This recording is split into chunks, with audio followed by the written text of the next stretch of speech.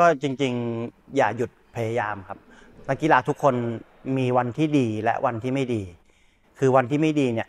อยากจะให้ทุกคนพยายามให้มากกว่าเดิมคือผมมองว่าการลงมือทำเนี่ยคือสิ่งที่ดีที่สุดไม่มีความสำเร็จไหนจะสำเร็จโดยที่ไม่ลงมือทำเพียงแต่ว่าคุณอย่าท้อในวันที่คุณแพ้ครับ This